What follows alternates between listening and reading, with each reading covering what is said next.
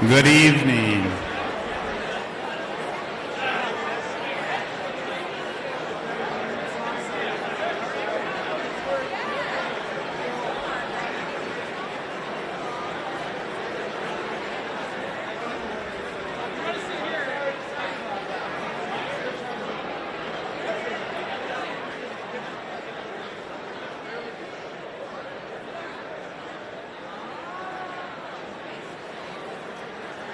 Good evening.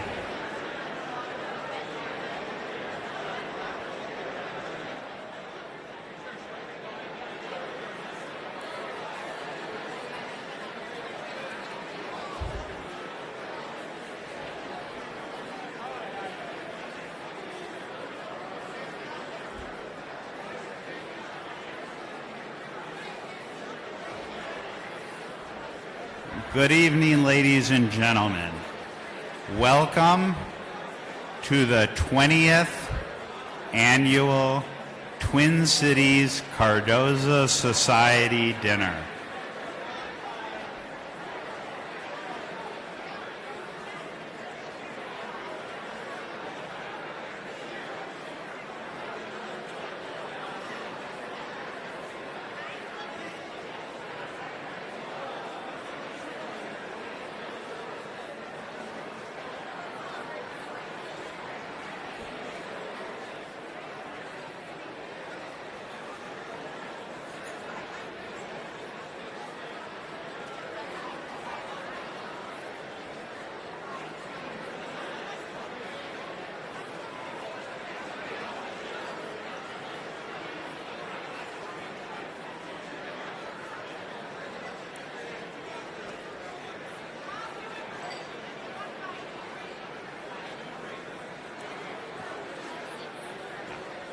Please take your seats.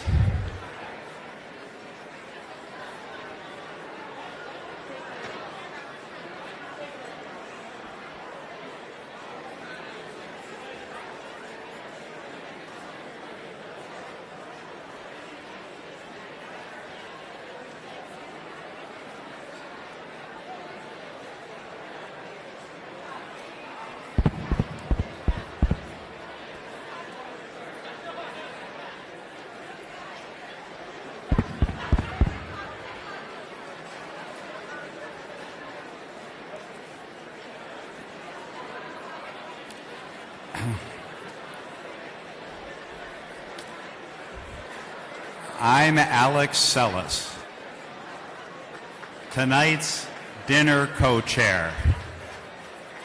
My co-chair, thank you. My co-chair, Melissa Weiner, is celebrating the birth of her new baby daughter, Hutton Les, born this past Friday and named after her late grandfather and great-grandfather with whom she shares a birthday. Mazel tov to Miss Melissa and Jason. Now, I insisted to Melissa that I would not chair this dinner without her, and she obliged by sending this video, which I hope you'll all enjoy. Hi, welcome, and thank you everybody for being here tonight. I wish I could say the same for myself, but Hutton Les arrived on Friday afternoon, and while moms plan, babies laugh. I'm sure this is not the first time that she will mess up my plans.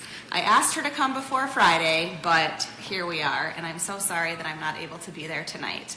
I would be remiss to not extend my heartfelt congratulations to Scott, Randy, and Ben. You are so deserving of the honors you are receiving tonight, and it has been a blessing to be involved in this process. Again, I'm so sorry that I'm not there. I hope you all have a wonderful evening, and I look forward to seeing you around the community soon.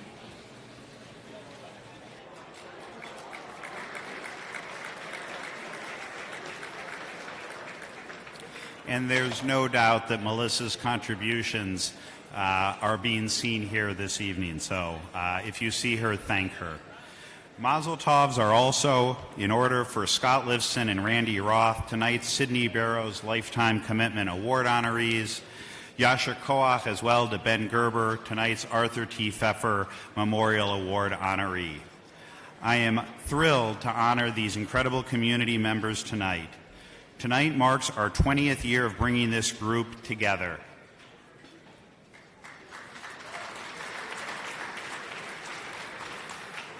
It seems like every year it becomes more important to have a dedicated space to gather and celebrate with the Jewish legal community. I am incredibly grateful for this community, and I'm grateful to the Minneapolis and St. Paul Jewish Federations for their commitment to building and sustaining vibrant Jewish communities. This year in Cardoza is not only notable for the dinner's 20th anniversary, this year also marks the introduction of the Society's Israel Experience, which took place this May, and in which I participated.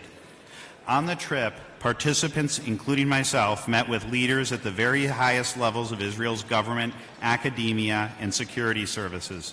John Peretz said, "Highlights for me were the meetings with the giants of Israeli jurisprudence, including current Deputy Supreme Court Chief Justice Hanan Meltzer and retired Supreme Court Chief Justice Aharon Barak, as well as visits to the Gaza and Syria borders, where we saw up close the existential threats which Israel faces on a daily basis."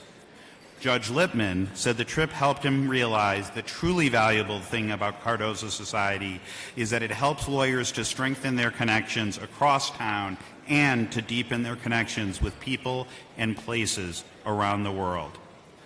But back to this evening. I'm incredibly excited to hear from our speaker, Jason McHugh, after watching his riveting TED Talk. Jason is a world-renowned litigator and humanitarian, and we are incredibly lucky to have him here tonight. Before we get started with the dinner, please take a look at page 13 of your program to see the Cardoza Society Steering Committee members and chairs. These men and women, along with the professionals at the St. Paul and Minneapolis Jewish Federations, work hard to make this event and the entire year of Cardoza programming a success. In particular, I want to thank Alyssa Huck, Dan Mogelson, and Jeff Pradas, without whom this event would never have come together. Thank you, guys.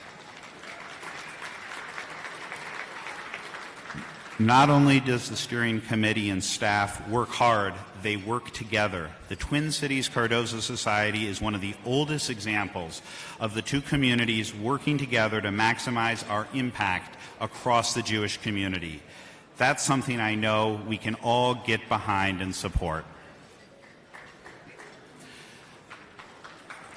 I'd also like to take a moment to thank the Cardoza Steering Committee chairs for the dedicated work this past year. That's Andy Parker and John Peretz.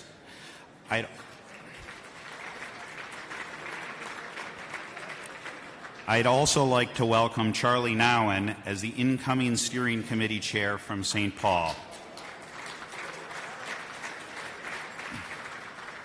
John, I can't see exactly where you're sitting, but thank you for your many years of leadership on this committee.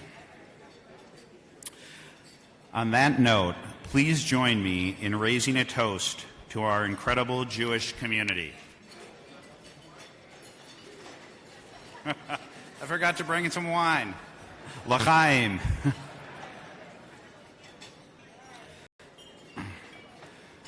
Now please join me in the Hamotzi. Baruch atah Adonai.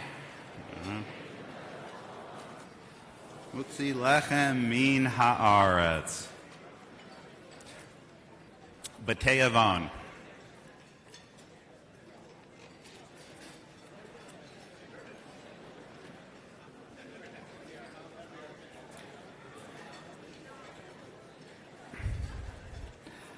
I'd also like to take a moment to welcome and thank our Twin Cities corporate partners. Our Platinum corporate sponsor partner, Sears Imported Autos, has been an active participant in the business and charitable communities of Minneapolis for over 50 years. We are honored to welcome Don Davidson and Ruth Maynard from Sears Imported Autos. It's an honor to have you here tonight. Please stand.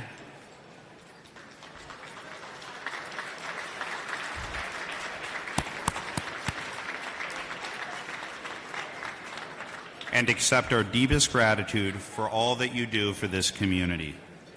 In addition, we are delighted to welcome our gold corporate partners, Lurie, U.S. Bank and Wells Fargo, our silver partners, Affiance Financial and Bremer Bank, and our bronze partners, BMO Private Bank and J.P. Morgan.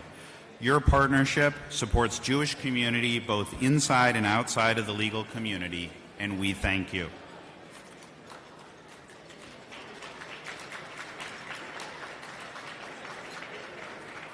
For 20 years, Thomson Reuters has been Cardozo Dinner's premier sponsor. Thomson Reuters has built and sustained a relationship with the federations that it has made it possible for us to offer quality programs. Sharon Lazarus is a member of the Cardozo Society Steering Committee and is here tonight representing Thomson Reuters. I'm not sure where you are, Sharon, but please know that we appreciate your service as a member of the steering committee and the continued strong relationship with Thomson Reuters. We also want to thank tonight's presenting dinner sponsor, Bernick Lifson, and our presenting reception sponsor, Stinson. We are grateful for the continued support of all our table sponsors, and we warmly welcome all of our first-time sponsors, as well as everyone here in attendance. Thank you.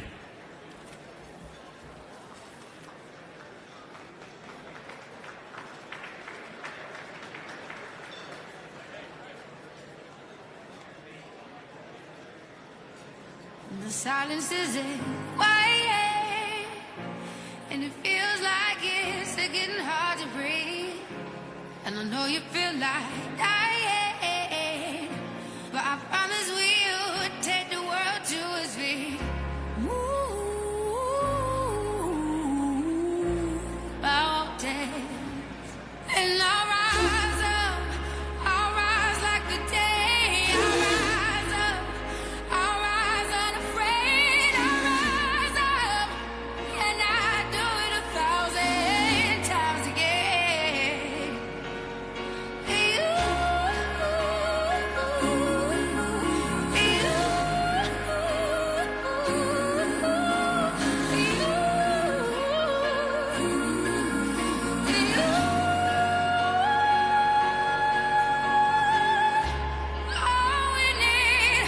All we need is hope, and for that we have each other, and for that we have each other.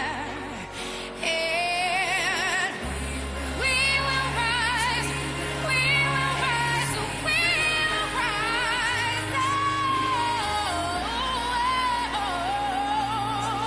We'll rise. I'll rise up, rise like the day. I'll rise up in spite of the ache. I will rise 1,000 times again, and we'll rise up. I like the waves. We'll rise up in spite of the ache. We'll rise up, and we'll do it 1,000 times again.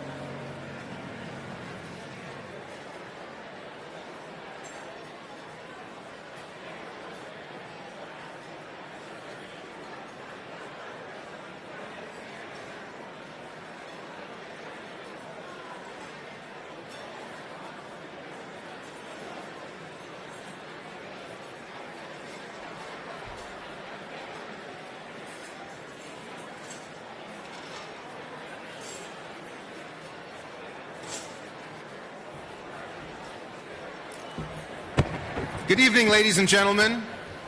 I I'm sure the last thing you want is to hear from a politician tonight, but if you'll indulge me for just a few minutes, I would be very, very grateful. Thank you.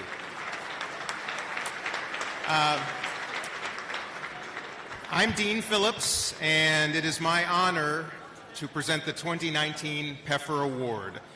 I was just 6 months old in July of 1969 when my dad, Artie Peffer, Captain Artie Peffer, was killed in Vietnam at the age of 26, fighting a war in which he may not have believed, but for a country and principle of service in which he believed very deeply.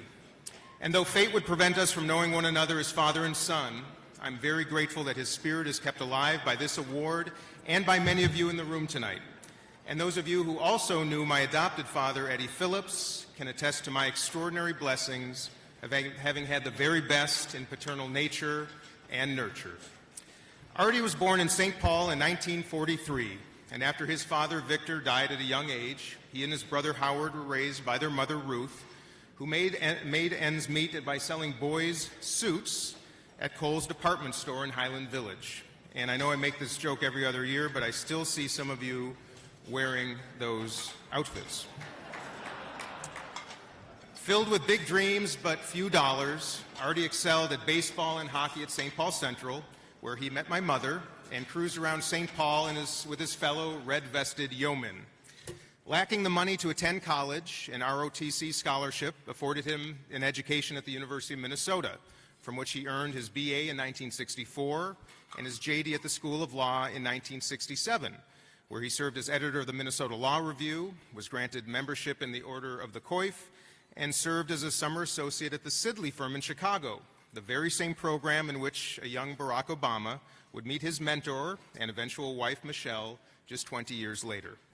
Upon graduating magna cum laude in 1967, Artie was hired by the Maslin firm and married his own first lady, my mother Dee Dee, later that summer.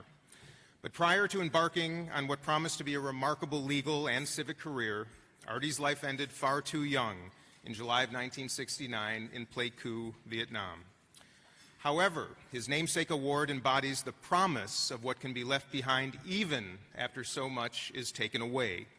And it is in that very hopeful spirit that we celebrate his legacy tonight by honoring an extraordinary young attorney with similar ambition, passion for service, and the potential to make a lasting mark on our community, on our country, and the world for many years to come. But before I introduce him, we're just going to go through a quick slideshow of the past 15 years of recipients of the Peffer Award.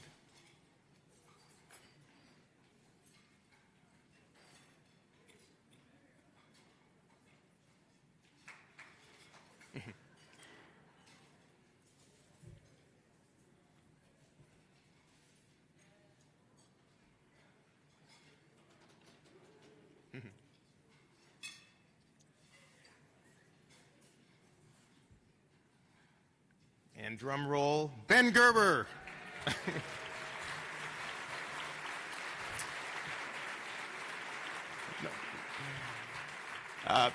Ben Gerber is Executive Director of MRETS, Midwest Renewable Energy Tracking System, a Minneapolis-based software enterprise that validates the environmental attributes of energy by tracking renewable energy certificates for power generators and utilities across North America.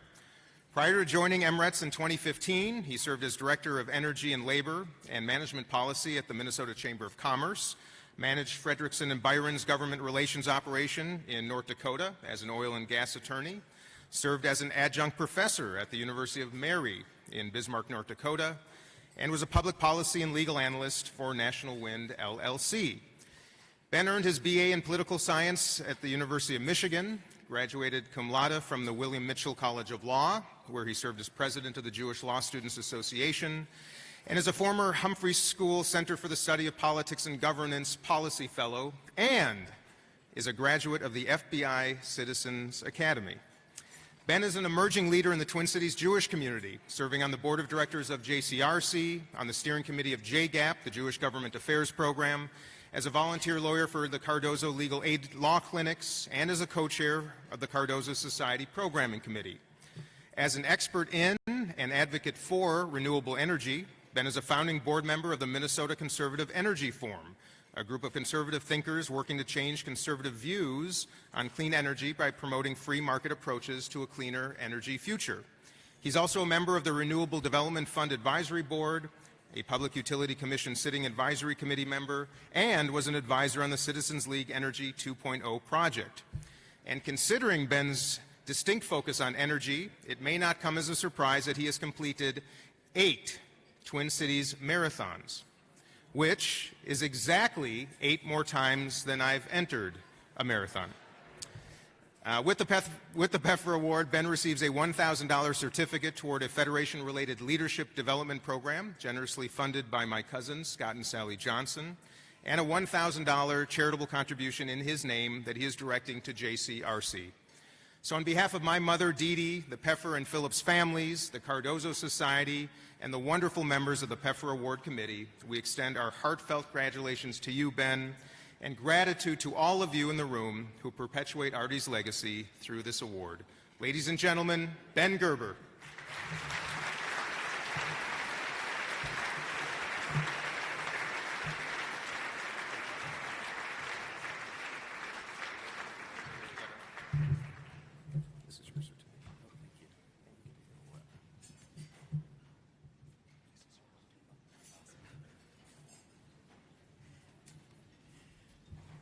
Wow, thank you, Congressman Phillips. And thank you to the Cardozo Society.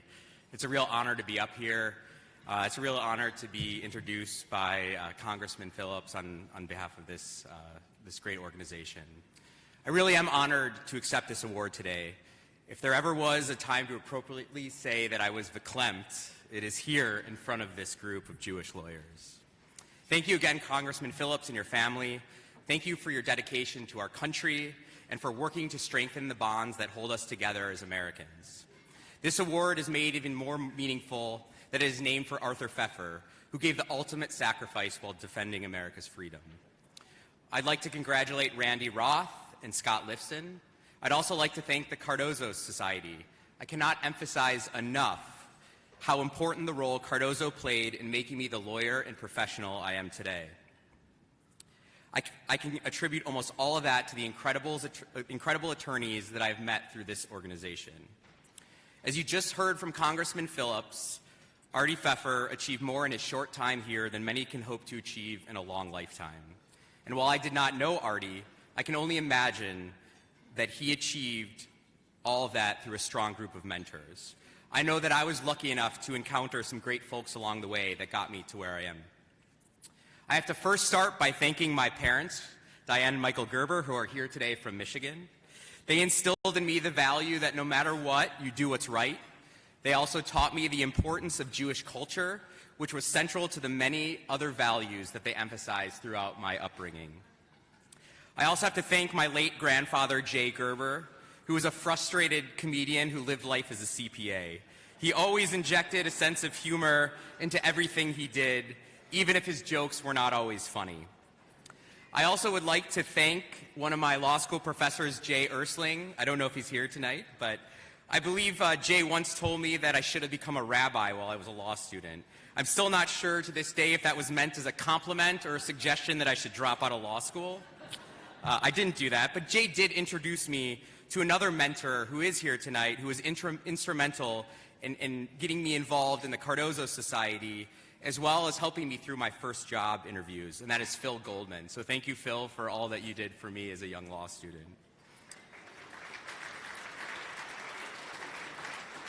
I'd also like, funny enough, someone that actually ran for Congressman Phillips' seat a few cycles prior, Ashwin Medea. I worked for Ashwin when he was a young lawyer, and he really stressed to me the difference between science and art in the practice of law, which is something that was critical to my success. I was fortunate enough to work for 2 incredible mentors during my time at the Minnesota Chamber of Commerce. Bill Blazer, who taught me how to lead Minnesotans as a transplant, which is not always easy, and also reinforcing his belief that stakeholder groups are often a poor excuse for leadership, and sometimes you just need to get things done. The late David Olson, who is the former president of the Minnesota Chamber, was a huge mentor of mine, and he taught me how to engage with adversaries effectively and always with integrity. Kevin Goodnow from Frederickson and Bayern taught me everything I know about representing issues before legislative bodies and the values of bipartisan action and leadership. And I'd also like to thank the late Marvin Borman. Marvin's wife, Betty, is here today with us at our table. She's 95 years old. And Marvin, I was lucky enough to meet and spend time with Marvin at many holiday events. He was a mensch in every sense of the word and a true community trailblazer. Steve Hunnigs, you are an invaluable asset to all of the communities, Jewish or otherwise, that you serve. The work you do at the JCRC runs so deep, and your ability to make and sustain important connections is beyond compare. We are lucky to have you.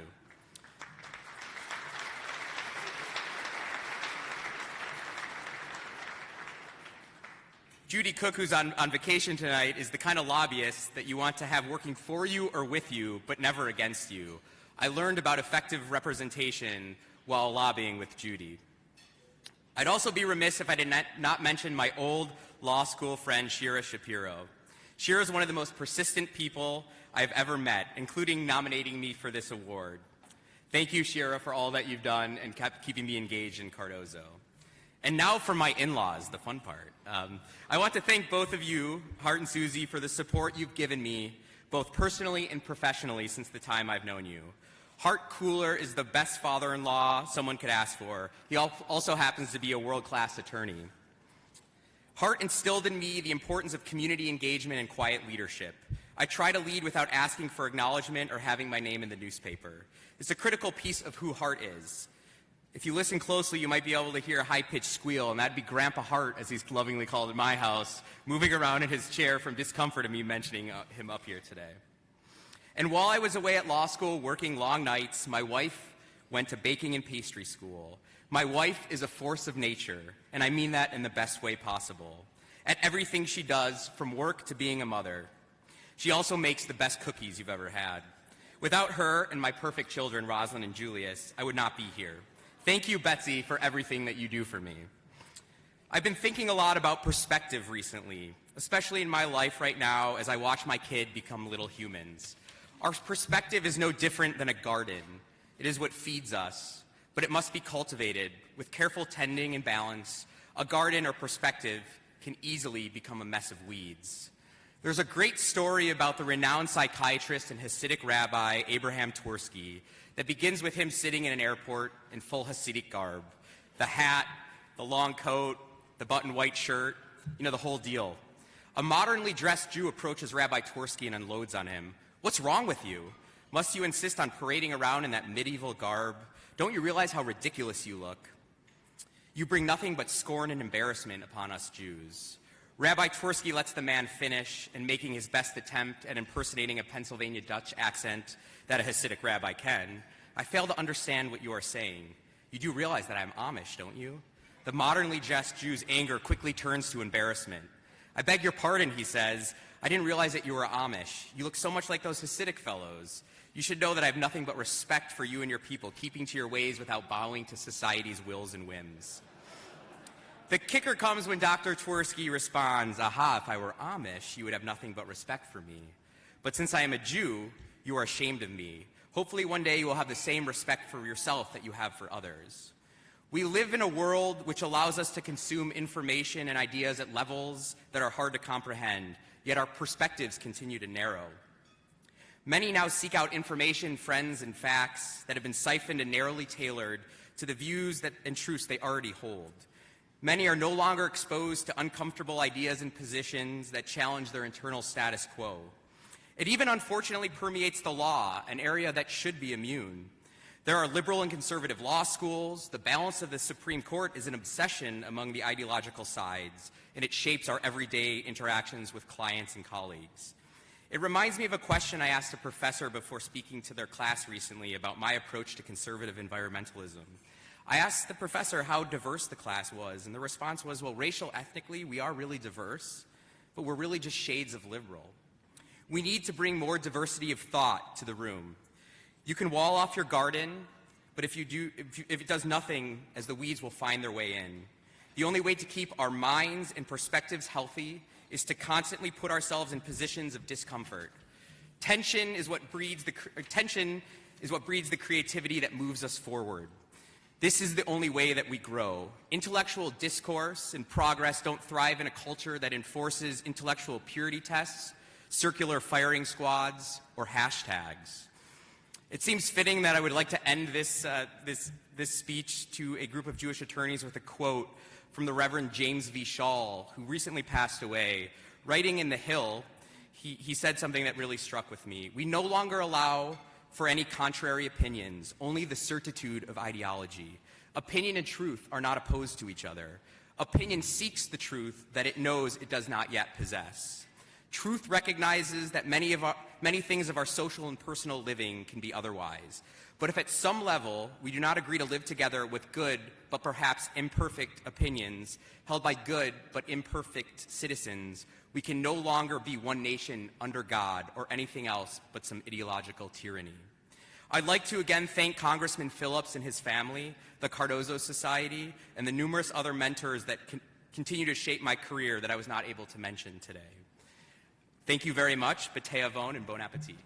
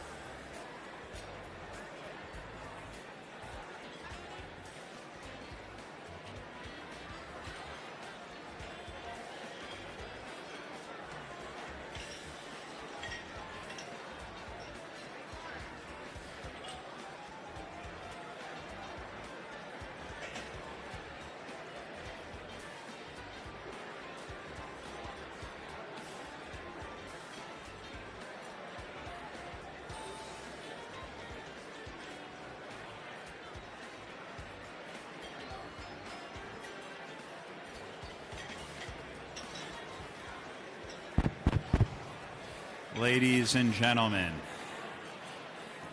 the rest of the program is about to begin. I'm hoping that after you hear our speaker this evening, we can all agree that Ben Gerber's thoughts about listening to various different ideas will have been exemplified here at our dinner for the Cardozo Society. Tonight's speaker is an international litigator and expert in, among other things, diplomacy and counterterrorism law. Jason McHugh is a senior and a founding partner of the London-based internationally renowned McHugh & Partners.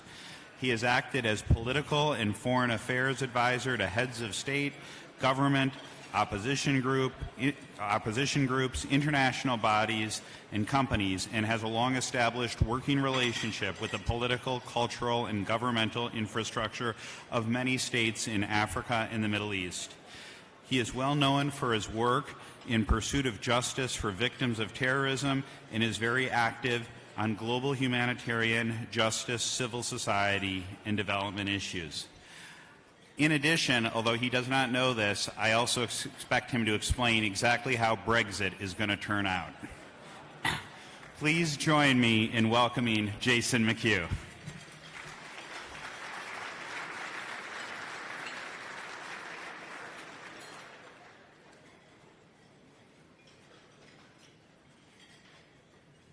Thank you. Tonight we are definitely Brexit free. I've just left the country to get rid of it, so it's not coming back.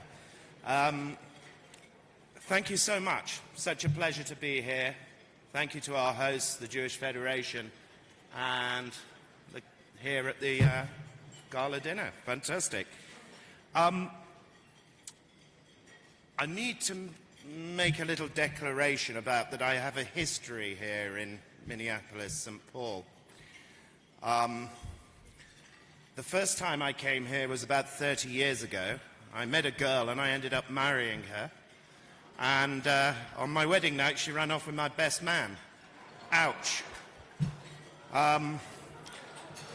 Yeah, no, it gets worse. My second time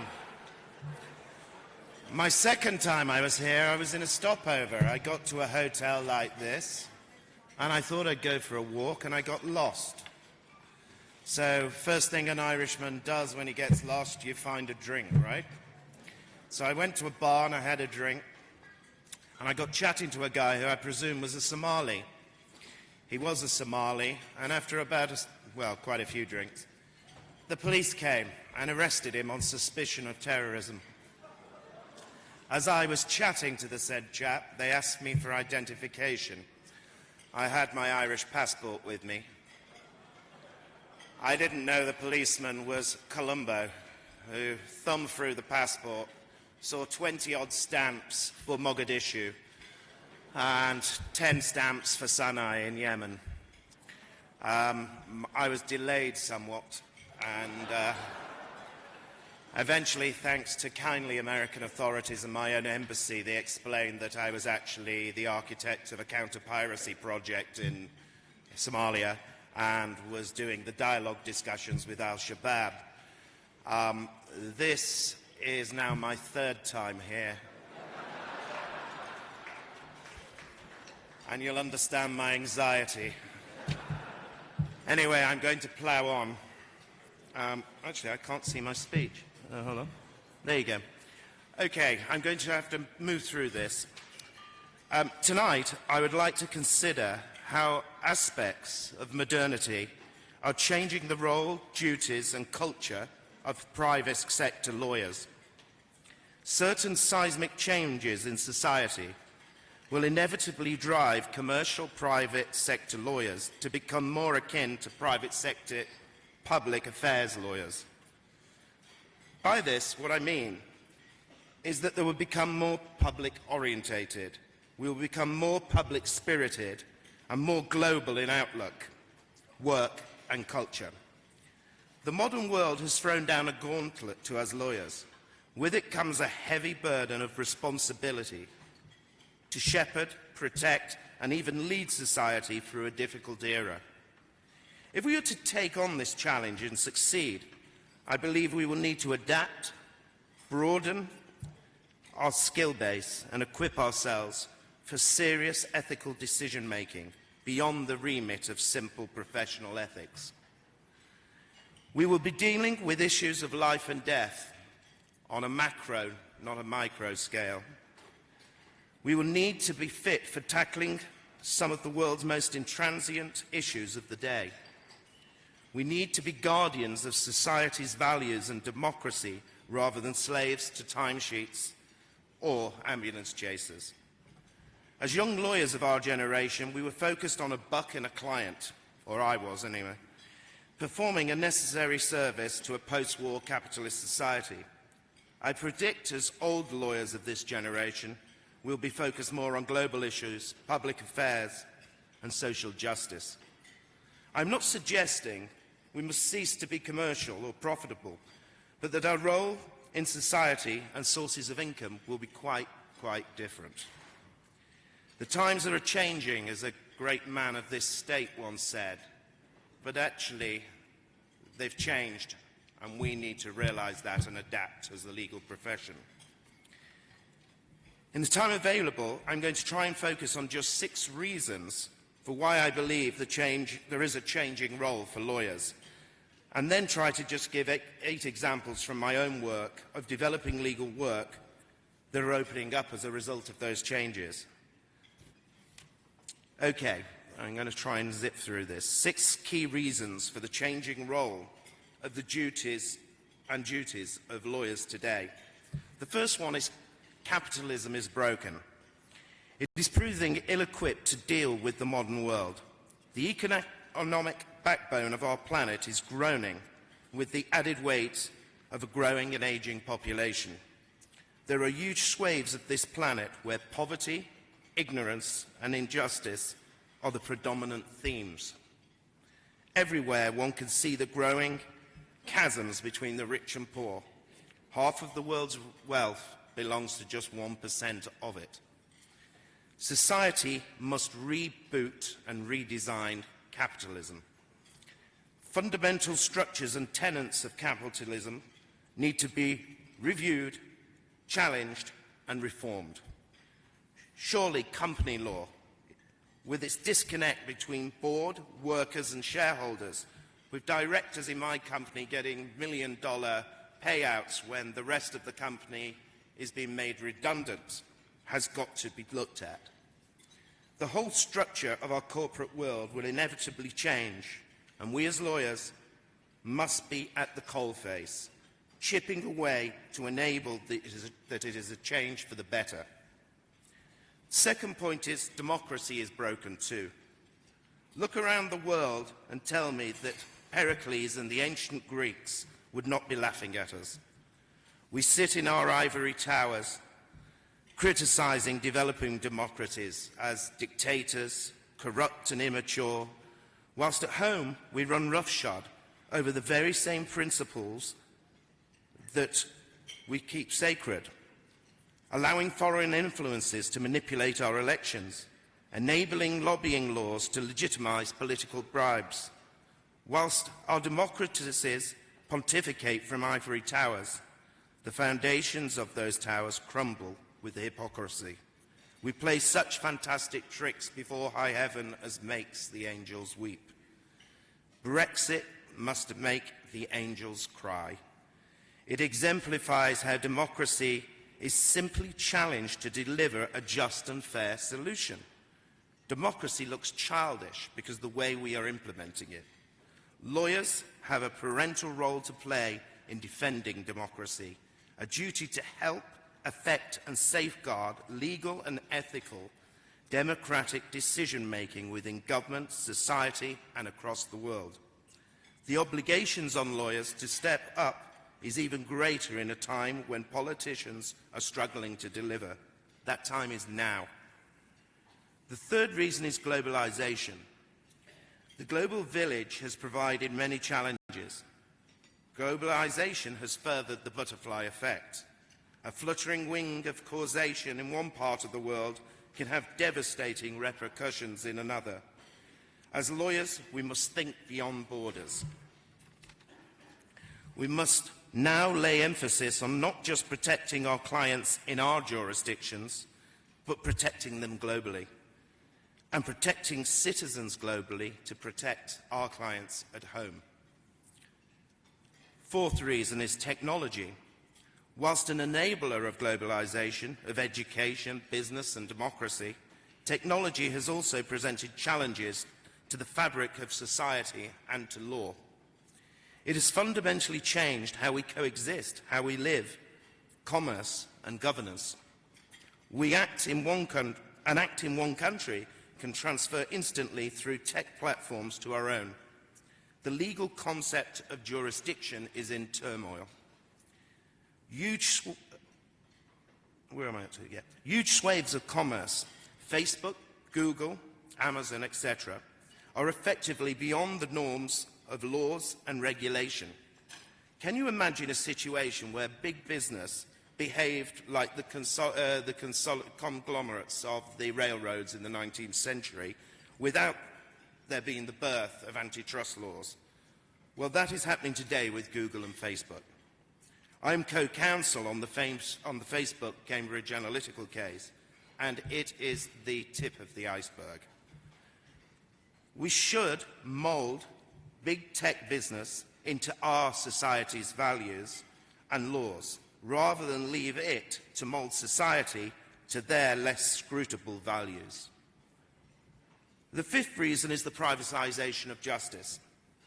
The state's traditional role of administering criminal justice in a more demanding and growing world has become wanting due to overburden and budget restraints. The private sector has naturally filled the gap. The modern trend of the privatisation of justice will continue and see more private prosecutions and civil actions taking the lead on dealing with malfeasance. But we must protect against dangers raised by a previous speaker at this event, Alan Dershowitz, who warned about the marketisation of justice and feared who can afford the best representation. Justice should be for all, but justice should not rely on pro bono charity. The challenge is adopting and finding new ways to fund privatisation of justice. Existing litigation financing is not the sole answer. Justice does not always deliver, nor need to deliver, a financial reward. It is not realistic for the public purse to support private actions through such matters as legal aid. The answer is likely to be in a public-private financing solution. Lawyers should be at the forefront of finding that solution. 6, environmentalism. This is an inevitable reaction to a growing population and a market-driven capitalist society. Following the Rio summit in '92, I recall the appearance of environmental lawyers for the first time in my office. They were sort of quite cute and cuddly, and they sort of seemed to just want to make a buck out of my existing clients. However, I predict they're going to be the powerhouse of firms in the future. Eco-terrorism will naturally flow out of the animal rights activism. As resources become stretched and environmental damage more prevalent, eco-warriors will become more frustrated and turn to terrorism. More than anything, environmentalism will hijack our global culture and turn the world a shade of green. It will permeate into every aspect of our lives and produce legal and social regulation over what we do, how we do it, and the rights of future generations. If, over the last century, abortion laws have caused controversy over the right of an unborn child, I predict over the next century, environmentalism will overshadow it with the rights of unborn future generations. So that's the causes of what is changing our role to develop. So lawyers must change with the times and prepare for the inevitability of our new role. We can expect more political and democratic upheaval, extremism, conflict, and poverty in the world. The glamour and decadence of the 1980s is over. Today is about reform, protection, sustainability, and responsibility. Lawyers need to pack away their padded shoulder suits and wear something more sustainable for the times. My shoes. They're a bit ugly, but they're 100% recyclable. I'm quite proud of that. If law is the cement of society, then lawyers are those who must apply the cement to the building blocks of the new society we must help build and protect. Let us briefly look at some of the areas where lawyers can develop and expand their practices for tomorrow's world. My firm has attempted to do just that. Not sure if it's succeeded, but we're trying. We immediately realised the value of having in-house capacity for investigations and PR. As we move more into the space, we realised the need for wider skills: diplomacy, foreign relations, intelligence, philosophy, psychology, government, and politics. A more holistic approach to legal issues was required. So we developed Regal, our company, a sister practice, in-house talent and experience from all those disciplines. More recently, we developed a not-for-profit called Ebro Global. Working with such a depth of talent and expertise helped the lawyers broaden their perspectives and adapt to the modern challenges that we were facing. What next? We are developing an ethics department to advise clients on classical ethics and social responsibility in a global and unregulated markets. No idea if that's going to work, but worth a shot. Okay, quick examples from personal experience of the changing trend of a private legal practice. Let's look at what a lawyer's role might look like tomorrow. Law school did not really prepare me for this sort of work I'm doing today. Our law schools and law societies are not preaching, practicing, or training us for the new age. We need to better educate ourselves with broader skills and out of the textbook know-how to better prepare ourselves. If we do not, these new roles, functions and jobs will be taken by other, less able professions, or worse, fall into the hands of unprofessional cowboys. First example, war. This is a striking example of the new prevalence of lawyers in an untraditional practice area. No longer is the decision of going to war left within the myopic hands of despots, nor to the convenience of generals, but rather law and lawyers. Jus ad bellum, international humanitarian law, and Article 2.4 of the UN Charter govern the right to go to war. It is a minefield of legal conundrums. It is hard to conceive of a modern war led by the international community that will not be legally justified or sought to be justified. Even the battlefield now has become a forum for legal controversy, advice and lawsuits.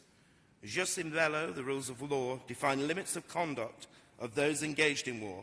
Politicians, generals and soldiers are all too aware of their lack of impunity from the law.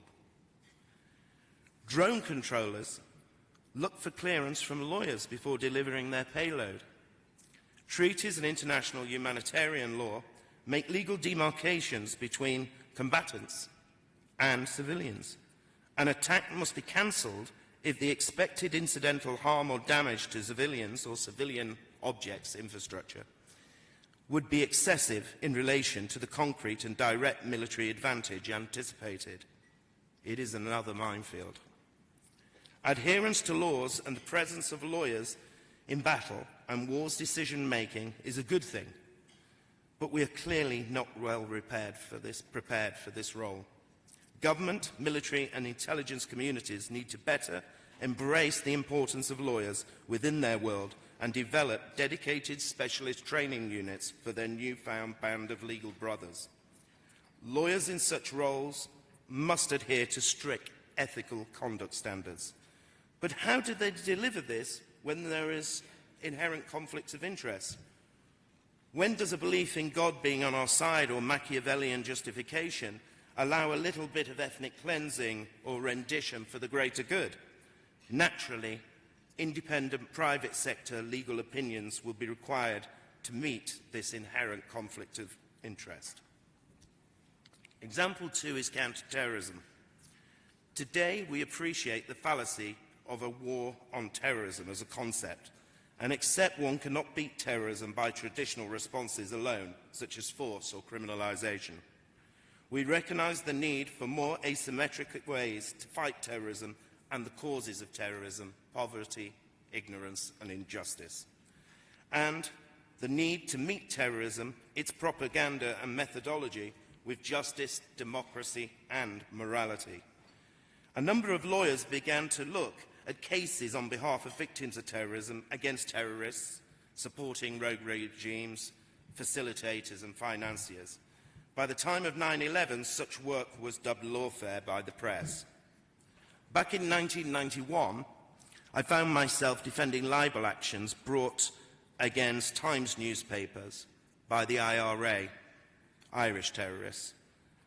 They complained they had been libelled as terrorists. Ironically, these terrorists hatched the idea in my mind, if they were using the civil courts to promote their cause and fill their coffers with tax-free damages, why not use the civil law against them to counter terrorism? This work culminated for me in our representing the victims of the real IRA bomb in Omagh Town in 1998. We began the case in 1999 after police prosecutions failed. It took 17 years through appeals and retrials and appeals and retrials to finally get a guilty verdict that the real IRA and 4 individual terrorists were responsible. We succeeded where criminal law failed. It was a landmark case for lawfare, the first ever civil case in the world to try terrorists in a court and prove them responsible for a specific terrorist act. During the Omagh case, lawyers got busy bringing suits for other victims of terrorism all over the world. With US co-counsel, I commenced a huge action on behalf of victims of Hamas and Al-Aqsa Brigade against Arab Bank. We accused the bank of facilitating payments to suicide bombers. It took a decade to reach a successful settlement for all the thousands of victims.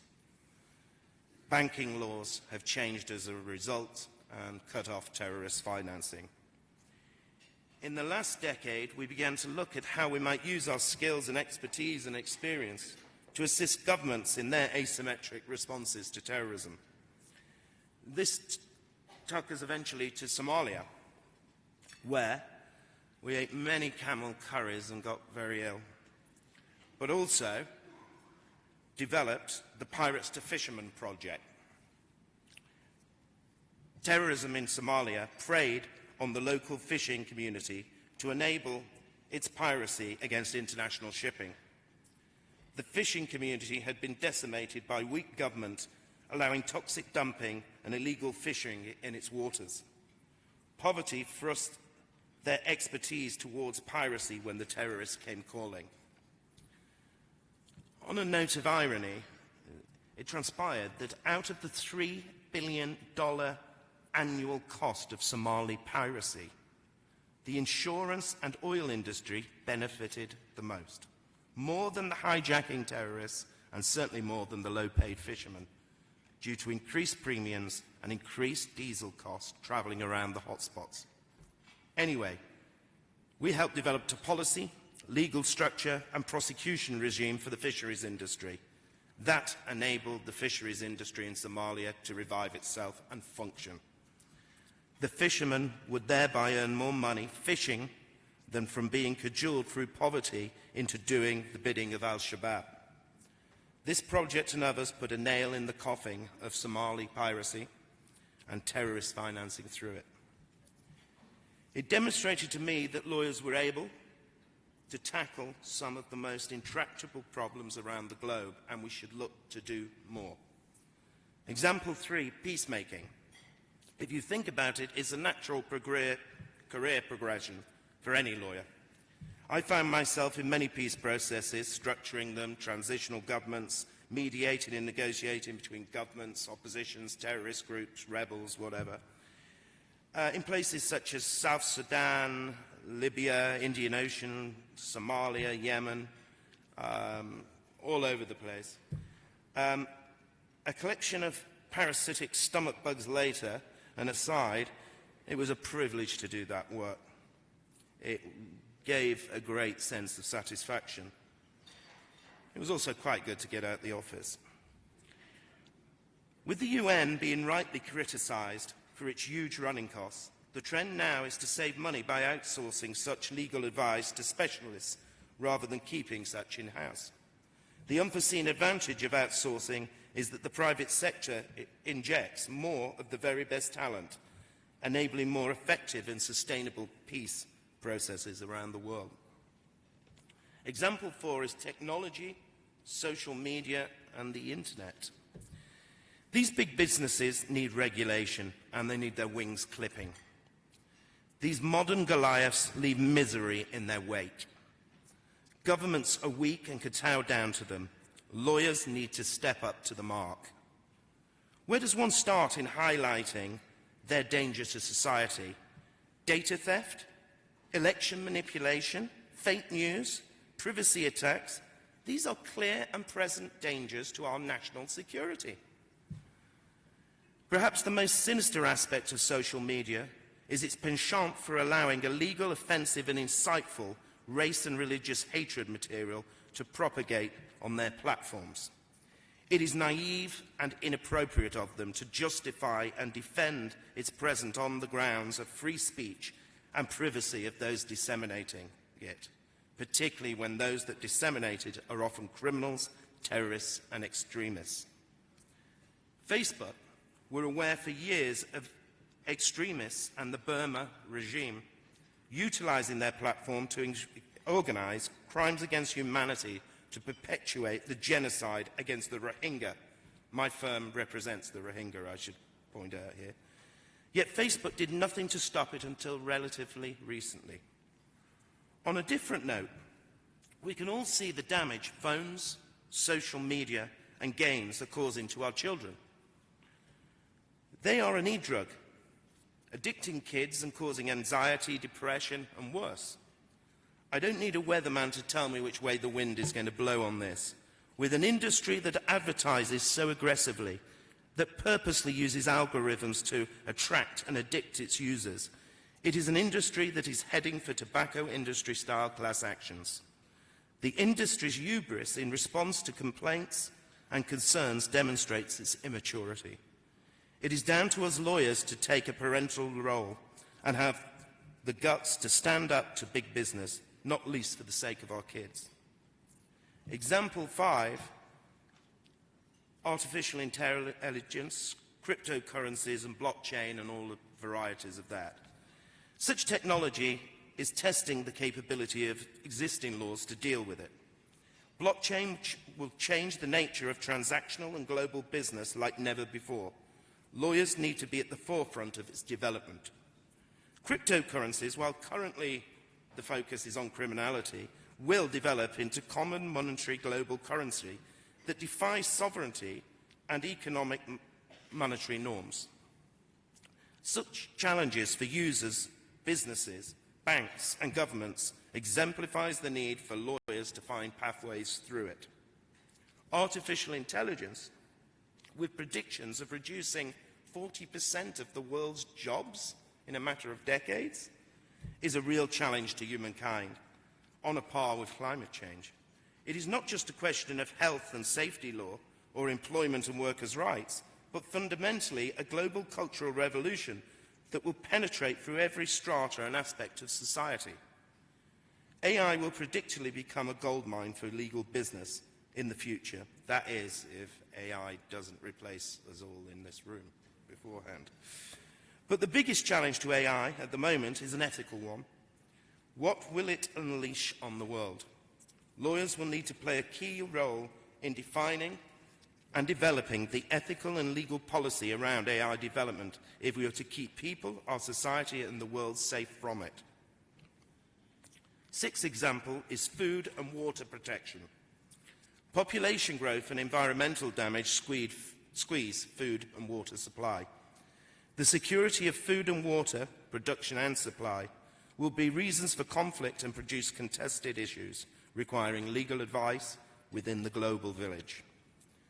We will see the rise of legal action surrounding the rights to raw products. It is an accepted norm that a sovereign state owns its own minerals. But what if a certain mineral becomes key to the survival of the world? I envisage actions claiming such should be owned by the global community as opposed to any one state. A whole new tranche of international law would need to be developed and championed by pioneering lawyers. Closer to today, I believe legal action is required to foster the development of GM crops.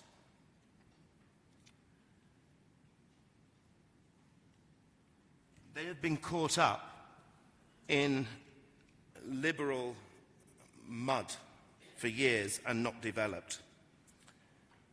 With huge swathes of the world starving and the World Food Programme crippled by its lack of ability to provide localized food security around the places of need, solutions that GM can provide, it is high time that the law and culture towards GM opens up. Such a cultural change requires, in my view, a legal action by those desperately in need of GM crops to survive. That is a case I would love to bring. Example 7 is environmentalism. Environmentalism is going to make a huge impact on lawyers as much as climate change has made on the planet.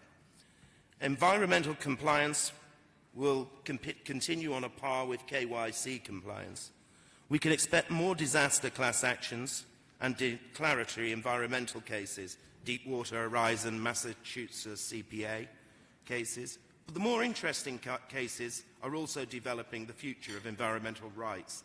The New York case of Aguinda versus Chevron, indigenous people's right to the protection of their rainforests, and the ICJ decision compensating Costa Rica for damage to its ecosystems and conservation interests. caused by Nicaraguan development.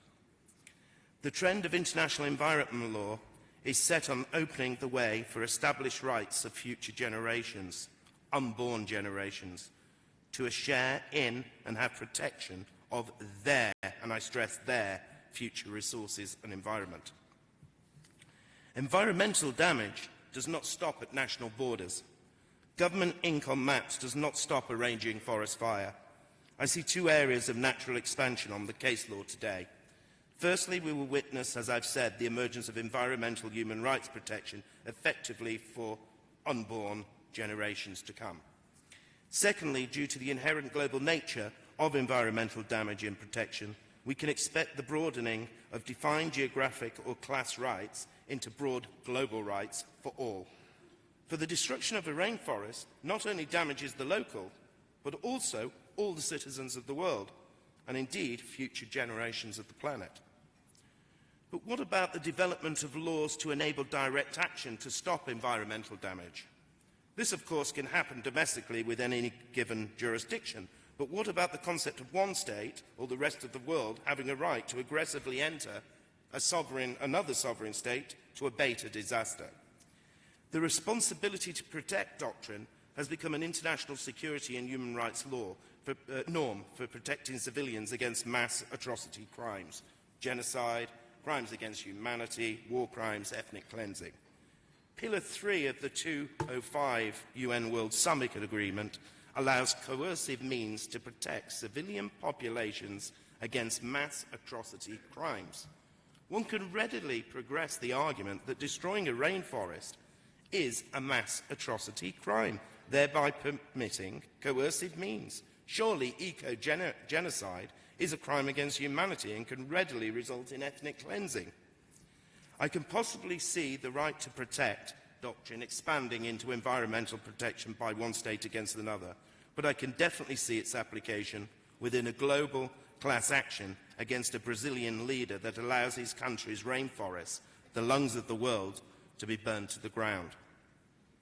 Finally, example 8 is democracy and political decision-making. Our democracy thrives on a separation of powers, human rights, and a free and vibrant press. Democracy today is under attack through an unbalanced tilt towards executive powers, a weak press, and the ability of fake news to utilize technology to permeate into our consciousnesses. I believe lawyers are the best bastions left to seek to protect democratic values and human rights against these weaknesses and attacks. We need to be able to work with and against political institutions to force positive change. We need to build actions wherever we see an attack. Our doggedness and legal precedent are perhaps all that is left to properly defend democracy, our values and way of life. I do believe today is our day of reckoning. I fear if we do not do it, who else is going to do it, and who can do it? With this comes obligations and duties. With these foreseeable areas of new work come wider responsibilities, duties and obligations that take us beyond the remit of professional ethics and focus on the client. They bring global ethics and a focus on humankind. Tomorrow, our lawyers' focus, advice, actions and decisions will increasingly shape the world in which we live.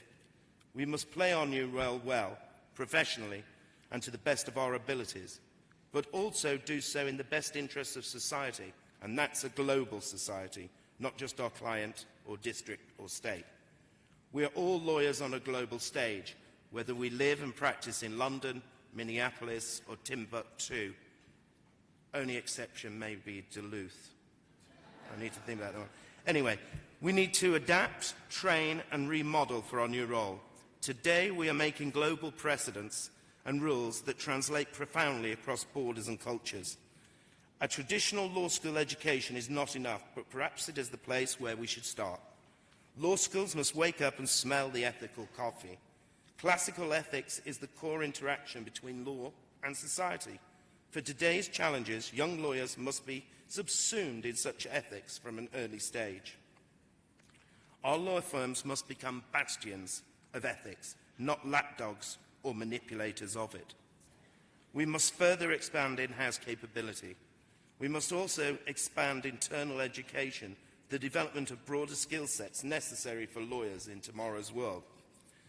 By leaving behind the image of ambulance chasers and ethical private sector as ethical private public sector guardians, we can enable our great profession to be proud and be respected again.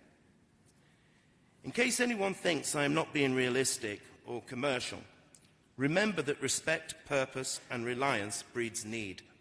Need breeds dollars. We should all be horrified by the rise of extreme right-wing politics, an inevitable side effect of anti-globalization. We should use our new role to challenge and curtail it, because we can.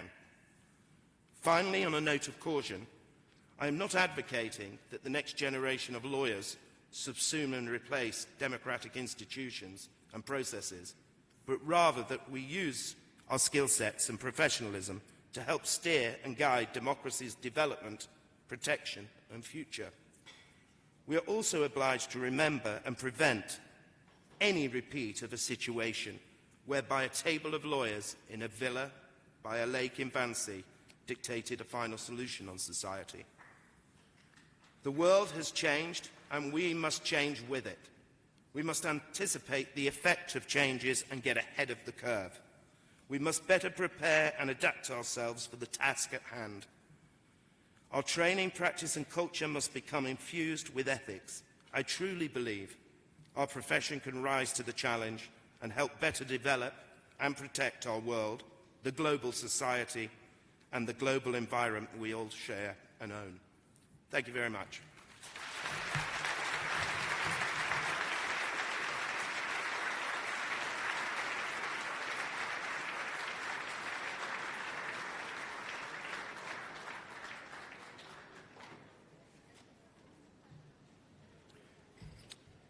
Good evening. My name is Bob Barrows, and I want to start by adding my congratulations to Ben on getting the Artie Pfeffer Award. It's especially pleasing to give that congratulations because Ben married into my family, well, sort of my extended family. And while I didn't know everything about him that was told tonight, I did know that he was a mensch. And how did I know that? He schlepped my other son's ski boots to Colorado on a trip, for which I thank you. I was the chair again this year for the Sidney Barrows Lifetime Commitment Award Selection Committee because Sidney Barrows was my father. This December would have been his 101st birthday. In looking around the room, I know that most of you never knew him. So for the last few years, I've told a little bit about his history. He was born in Bayonne, New Jersey, attended CCNY and Columbia Law School. He was admitted to the New York Bar on December 8, 1941. His first job as a lawyer was with Warner Brothers. He used to say that the first two cases he worked on went to the U.S. Supreme Court and didn't have one since. He had to get special permission back then to even be on the brief to the Supreme Court because he had not been admitted for 5 years. In 1943, he enlisted in the Army and was sent to the University of Michigan Foreign Language School, where he was taught Japanese. Upon graduation in 1944, he was sent to that hotbed of Japanese activity, Fort Snelling. When he was there, he met my mother and married. He spent a year in occupation in Japan, and upon returning to Minneapolis, my grandfather suggested that he talk to Ben and Amos Deinard. And as luck would have it, Hy Edelman had just left Leonard Street and Deinard to join the Maslin firm, so there was an opening. My father joined Leonard Street and Deinard and practiced there the rest of his career. Dad was always able to balance his family and his community and his work. Because Leonard Street and Deinard then had only 6 lawyers, he did a little of everything, from tax to litigation to corporate to family law, to estate planning. At the time the office was open, I hope your younger lawyers are listening to this, 6.5 days a week. But Dad always made it home for dinner, and on Sunday in the summers, after work, there was always time for the Como Park Zoo. I don't know how he did it, but he also found time to be active in the community, whether it was at Mount Zion, the St. Paul Federation. When the Cardozo Society was formed, he was the original St. Paul co-chair. He also was in the general community. He was a member of the Board of Visitors of Columbia Law School. He was on the board of Summit School and helped orchestrate the merger with St. Paul Academy, and then continued on the board of the combined schools. He was on the board of other community organizations as well, including the Ordway, the Minnesota Orchestra, Macalester College, just to name a few. And when he wasn't on the board, he was always available when asked for advice. It is clear that these three traits then distinguished and defined my father's: his love of learning, his professionalism, and his community leadership. This award was created to honor and recognize those of our senior attorneys and judges who, like my father, live these traits, and to inspire the rest of us to find balance between the rigors of practice and the participation in the Jewish and general community. Tonight is the 20th year this award was given to a Twin Cities lawyer or judge who exemplifies these traits. When it started, I actually had more hair. Many of the past honorees are here tonight. Their names are in the program. You know them or know of their accomplishments as lawyers, their commitment as Jews, their commitment to our local and national communities and to Israel. How they have conducted themselves add definition and meaning to the Sidney Barrows Award. As you will hear in a few minutes in the video tributes to tonight's honorees, each is sort of like the stars. You don't always see them, but you always know that they are there. Tonight it is my pleasure and honor to present this year's Sidney Barrows Award to Randy Roth and Scott Lifson.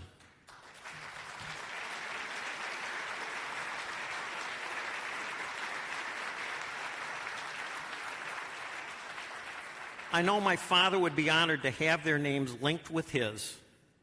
I want to draw your attention to the programs, and you will see that today is the Scott Lifson Appreciation Day from the Mayor of Minneapolis and the Randy Roth Appreciation Day from the Mayor of St. Paul.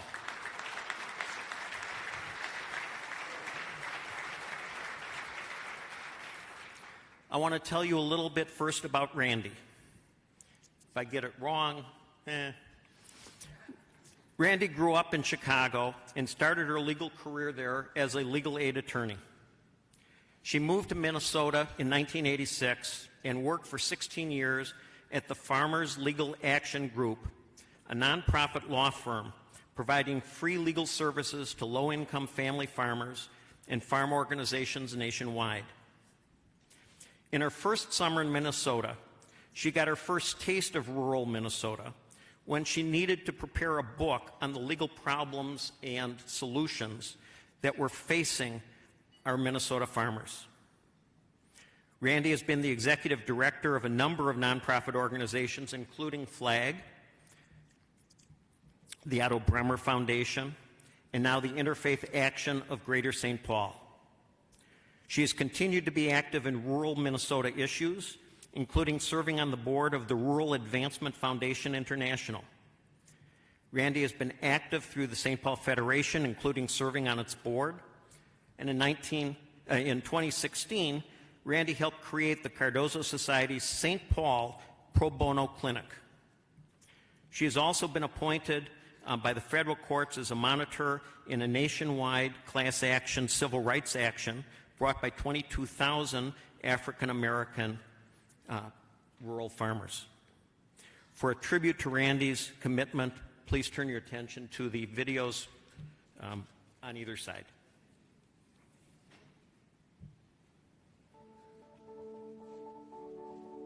Randy Roth really is unique. I'm a former law professor amongst some other jobs I've had, and I would always tell my students, a law degree is a wonderful thing because it's so flexible. You can do so many different things, and Randy's a poster child for that. If you think about her practice, her work for legal aid, her work in the foundation world, her work now for interfaith action, she has really taken her law degree and that commitment to public service, which all lawyers need to have, and just run with it in a way that's unlike about anyone else I know. There are hundreds, if not thousands, of people in Greater St. Paul whose lives are better today because she came here 4 years ago. And that's to say nothing of what she did previously in her career, because she's been about this for decades. It was the largest civil rights settlement in the history of the country, and Randy was such an integral part of the whole thing. Pickford is utterly unique as litigation. It is a billion-dollar case. It involved 23,000 class members. And I think one thing that's important to remember is that in the civil rights world, which is a big, important world, agriculture is an afterthought. And in the agricultural world, and including the agricultural law world, civil rights is not a priority. And so Randy's role in making this case work was extremely difficult because the parties could not agree on much. She has the job of solving problems in the implementation and also running an appeal system for 23,000 individual decisions. How this white Jewish woman from Minnesota was going to be able to step into this decades-old problem with mostly African-American claimants and be credible. And she developed a reputation for being a straight shooter, for being credible, for being someone they could trust and could go to. And she would do the best she could to solve their problems or bring them to my attention. I think it's a very useful combination in the world to be able to understand what's happening in communities, what communities need, and then also have the legal advice ready to go. Involving the Cardozo Society and legal clinic, I think, is a perfect example of that, how she's managed to tie these different areas that she has in her life together. The legal clinic that got started under her direction, and it's growing. When she first came to me, I wondered, who is this woman? Who is this lady? She had just such a driving spirit, and certainly with the power-ups, and she knows how to get lawyers here. I'm telling you, she's got her hands on it. The uniqueness about Randy is that she is a visionary pragmatist and an idealistic realist. That she never loses her vision, but she doesn't let her vision upend the possibility of a successful outcome. The way in which she treats absolutely everyone with dignity.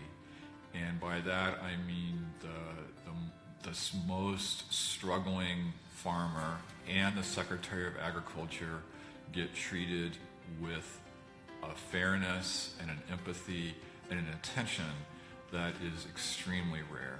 Randy is a questioner. She asks question after question, getting deeper and deeper to the root of issues. She makes things happen. She takes action. She assembles those around her to take action. She has a way of conveying her message in a compelling way, and I think that's part of what makes her so good at the work she does. I don't think that anyone who knows my mom would ever describe her as shy. She's a very, very outgoing person. And one of the things that I remember most from being a kid was being in all of these situations in public where she would meet people, and I assumed that they were old friends that she had known for a really long time. And then later I would realize that she met them right when I did. Full of energy. And you would get that energy from her because she had so much of it. And she was so smart. That was the other thing about her. She was one of the smartest lawyers I've encountered ever. So I knew whatever I was doing, Randy was a person I could look to for help. I appreciate her passion, her commitment to people left behind, her belief in justice, her intolerance of injustice, her extraordinary mental capability, her inexhaustible energy, and her spirit. All of those combine to make her an exceptional and passionate champion of equity. The ability to solve really hard problems and somehow have most of the people leave the room satisfied. She is truly, and has been her entire career, committed to addressing injustices, fighting poverty.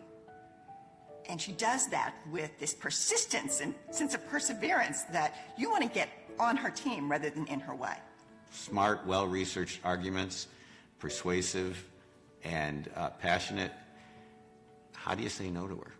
You can fight hard for poor people in the countryside and for African American farmers in the South, and those huge divides that separate us can be overcome, and you can do good justice work as a lawyer, and if you do, you're a lot like Randy Roth.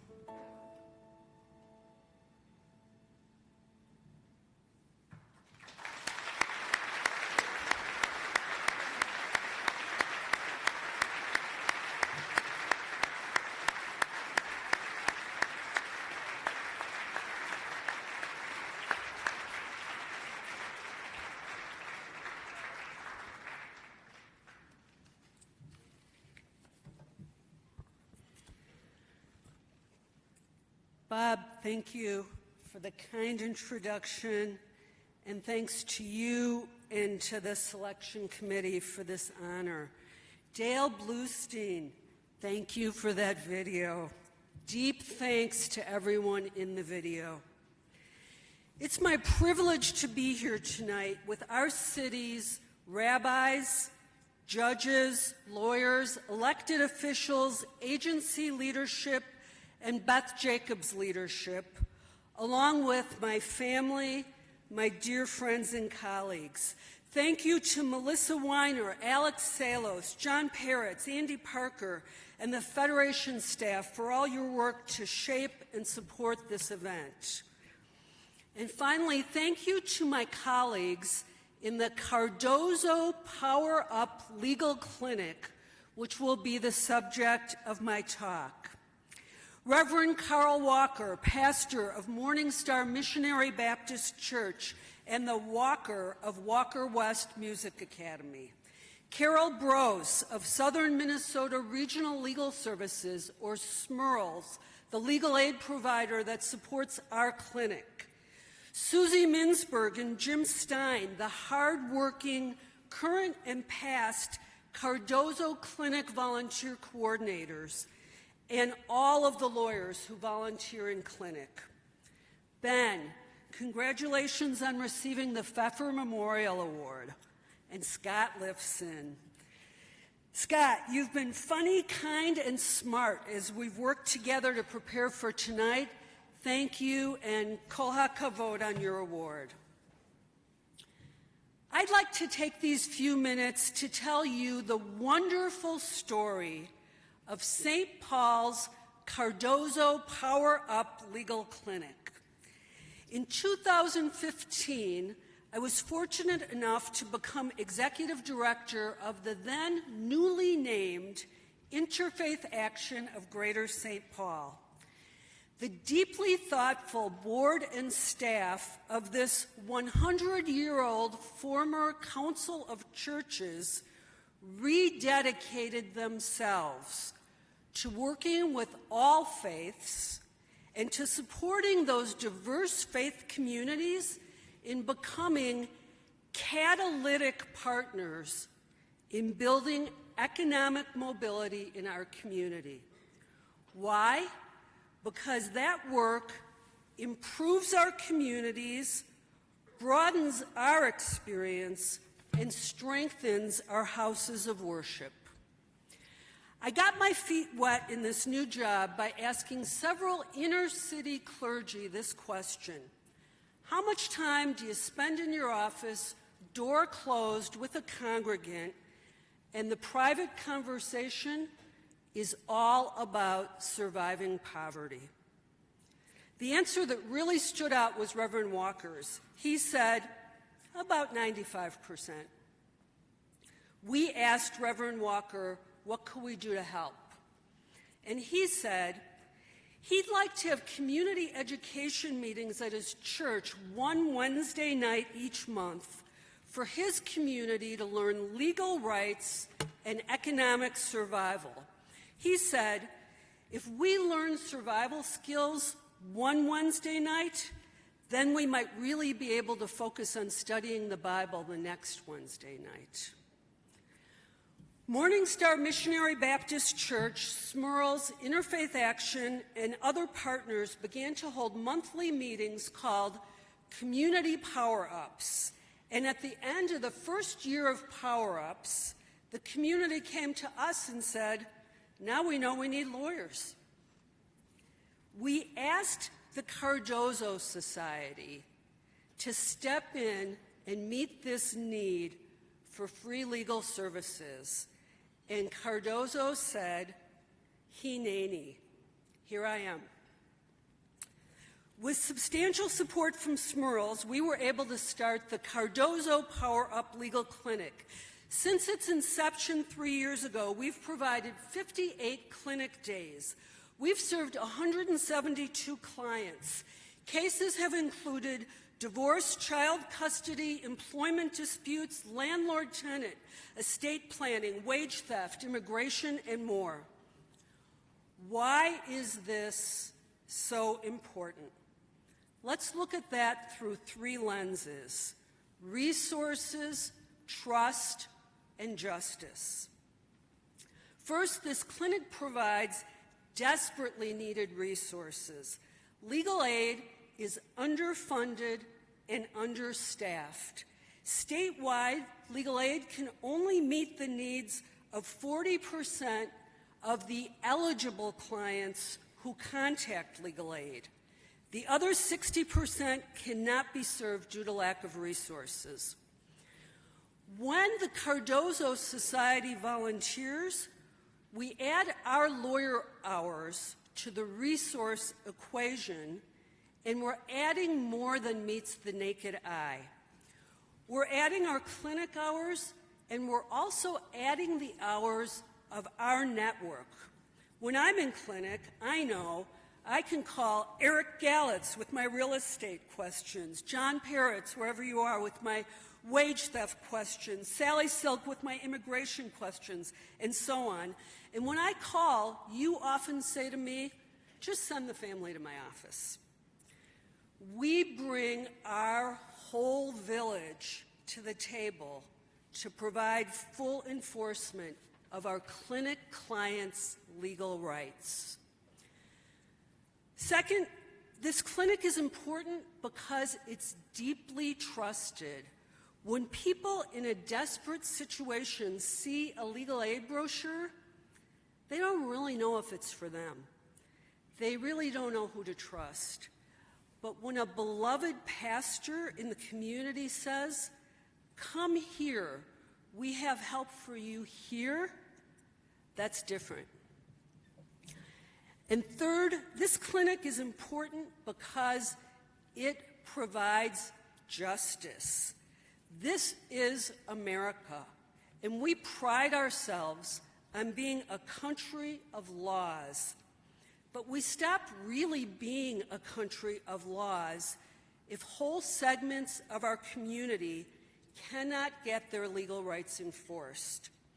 This clinic, our Cardozo Clinic, has counseled a widow who couldn't gain ownership of her family home after her husband's death, a worker who couldn't get his employer to pay the whole crew's last 2 weeks of wages, a mother whose child was in danger and needed an order of protection, and 169 others. Our religious tradition tells us in so many ways that this work is important. The Passover story is about leaving a narrow place, slavery, Mitzrayim, for a wider place, a place of freedom. To have rights but no way to enforce them is a very narrow, very desperate place. Surely, as we enjoy our freedom, we can make the time to help others with their passage. And the Talmud in Sanhedrin 17a gives us a glimpse into how important competent representation is. On Sanhedrin panels in capital cases, 23 judges would examine the witnesses, deliberate, and then decide. On those panels, if all 23 judges voted to convict, the rule was the court must acquit. Why? Because if all 23 judges voted to convict, there must not have been an adequate defense. Even our oldest sources place a huge premium on justice and on the importance of representation in critical matters. And what about the impact of this work in our lives? I took my son, Isaac, to see Fiddler on the Roof in Yiddish in New York. It was wonderful. And it left me with this question. What is our Anatevka? What are the boundaries of the village that we wrap our arms around, where we care about the neighbors, we dance at the weddings, and we make sure everyone has what to eat? As we work in clinic, the realities and the difficulties and the joys of the clinic neighborhood become a strand of our realities and our difficulties and our joys. We are forming a web of mutually beneficial relationships. We get invited to hear jazz at Walker West. We learn how to read reality more truthfully and respond with affection. We wrap our arms around a bigger Anatevka, and we are all the richer for it. So when Susie writes you asking you to volunteer for clinic, please say yes. Thank you.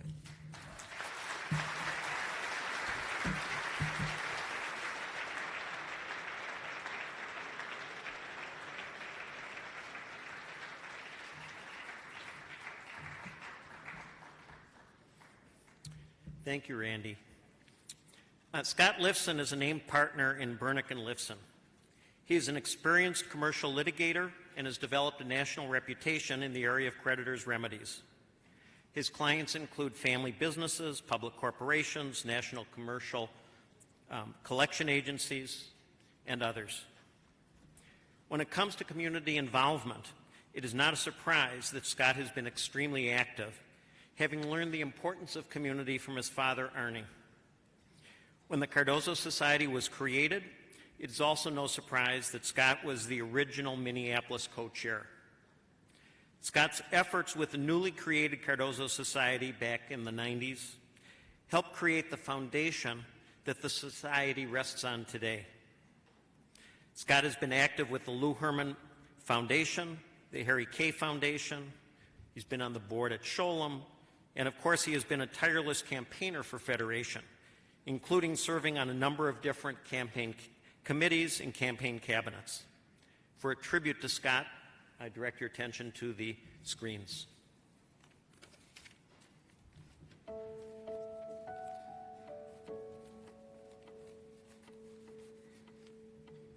I do not know of a single person who has dealt with Scott Lifson who doesn't respect the manner in which he conducts himself. Not a single person. He is loved by many and liked by the rest. I've never heard a bad word about him. That's a pretty remarkable quality.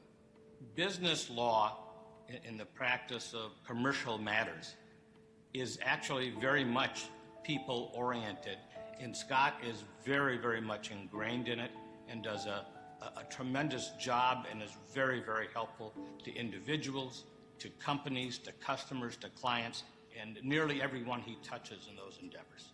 Even the adversaries, the other attorneys or the debtors, Scott has a way of talking to them that make them feel good about paying.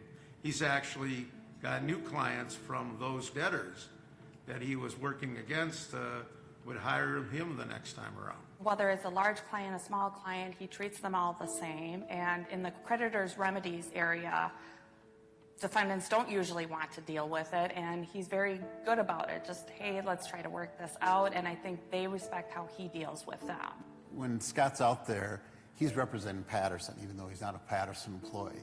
So his conduct out there with the customers is very important to us. It's very rare to stay with a vendor for 25 years. We chose him to represent Patterson. I've worked with Scott the longest, 32 years. I started with him when I was 12 years old. It's been a pleasure to work with him. He has a great work ethic, honest, hardworking man.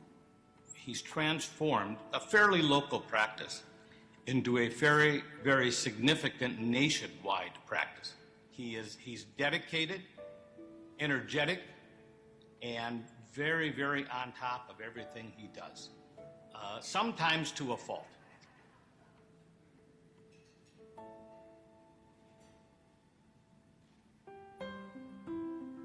Scott and I met at a Jewish wedding in St. Paul, and I was 22, he was 21, and he was sitting across the table from me, and the waitress came up and said, "What can I bring you?" And I pointed to Scott and said, "I'll take one of those."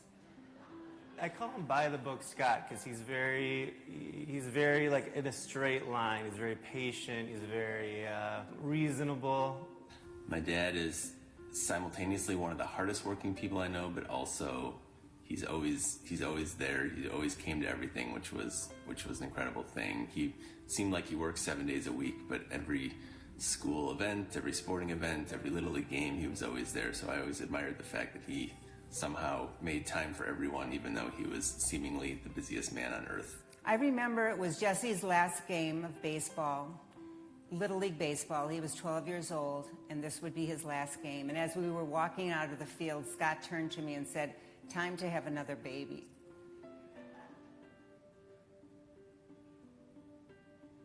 Wynn told me this morning that he wanted to congratulate Scott on this huge, incredible honor, and he's a very proud grandson.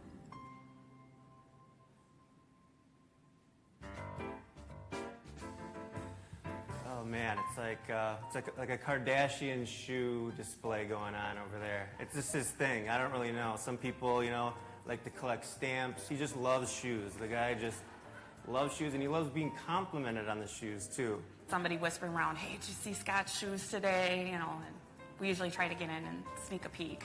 I don't want to overstate it, but Scott is a fashion icon. His shoe game is on point. I've never seen anything like it, and I'm a shoe designer. He has more shoes than I do, and that's saying a lot.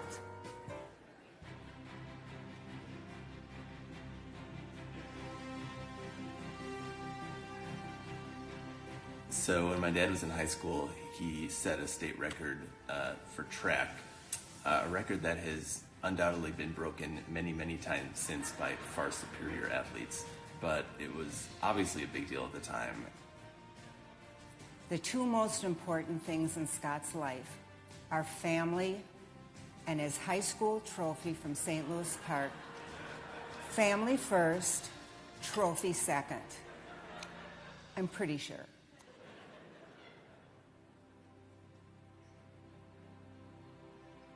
Well, Scott is a very good lawyer, and he's a good member of this community and the Jewish community, and he's really a founder of the Cardozo Society. But if you believe in the old adage that the apple doesn't fall too far from the tree, it really is reflective of the fact that his father was such a remarkable man. He separated you from your money and you gave more than you ever thought you would, and he left you laughing. That is a very strong quality. And I think Scott has that quality too. He has a way of looking at you and getting you to do the right thing as his parents would do before him. You think about Scott Lifson and his role in the Cardozo Society, which first began basically as an affinity group with no membership requirement other than being an attorney, a judge, a law student. When we decided to try to create a campaign component within the Cardozo Society, the idea of giving to sustain our two communities here, local and overseas, Scott really took that on as a responsibility. To his credit, learned from his father and his mother, who were incredible philanthropists and represented truly giving in this community. Like every other person in our community that's of the Jewish faith, you have a responsibility to give back. That to me will be the legacy. That'll be the hallmark. The willingness to say lawyers can ask each other to make a gift to support this community. And for that, I thank Scott Lifson.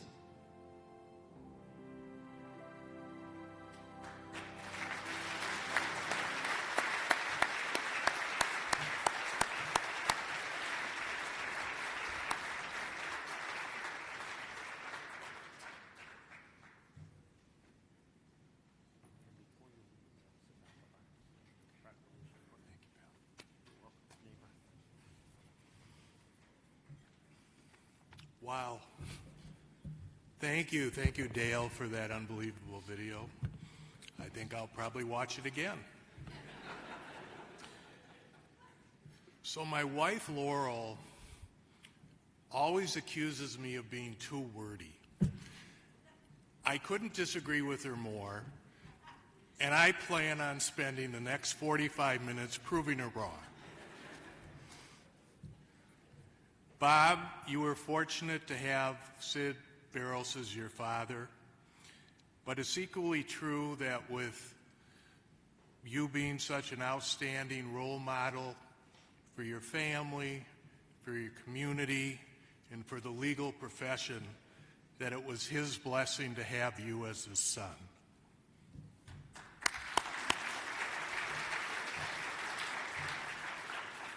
My thanks to the selection committee, to the two federations.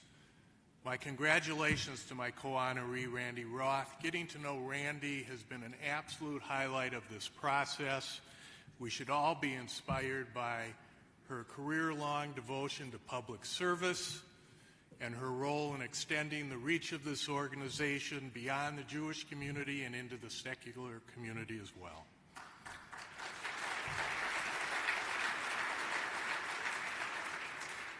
Ben, for us more seasoned types with a little more tread on the tire than you, it's a treat to see you already building your own legacy. Keep up the good work. Melissa, in absentia, and Mazel Tov, and Alex, I've seen firsthand the amount of work that goes into coordinating this event. You've both done a spectacular job. Thank you so much. So for tonight, a family member who will remain nameless gave me this piece of advice.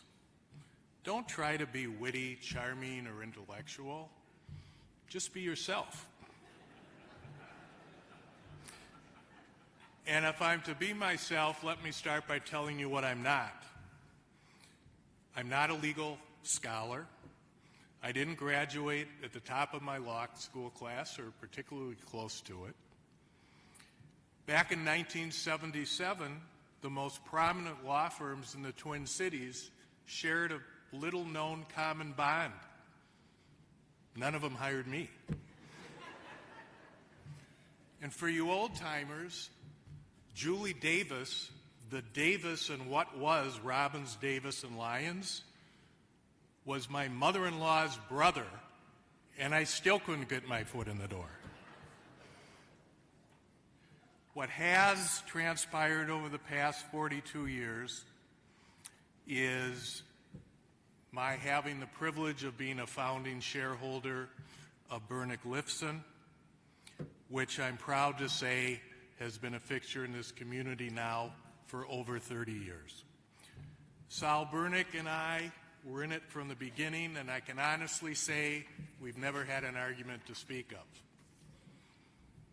I only wish that I had time to personally recognize and thank each and every one of you that I work with every day. It makes my life a joy. I'd like to think my path qualifies me to offer some advice to maybe some of our younger lawyers, those still trying to find their way. As an undergrad, I took a number of criminal justice courses, and I was convinced I was going to be a criminal lawyer. I went to law school and I took labor law courses. I fell in love with the practice, and I knew I had found my calling. Needless to say, I haven't touched a labor law matter in 42 years. When I was a young associate, my father, Oliver Sholem, was in the wholesale liquor business, and he threw me a bone, and he said, you know what, why don't you chase down some of our delinquent receivables? So I gave it a try, and I found that this area of practice, commercial creditors work, perfectly suited me, mainly because I have no attention span to speak of, and with this type of work, I touch dozens of files a day. So it's a great fit. And more importantly, this discipline has allowed me to forge relationships with clients that have lasted 10, 20, in many instances, decades, and clients like those over at that table who have really become more like family. So I thank you for that opportunity. My advice, keep an open mind, go where your practice takes you. You don't need a pedigree, I'm living proof. What you do need is an understanding that every engagement by a client is a sacred act of trust that must be treated as such. You're not always going to prevail, but you can't leave anything on the table trying.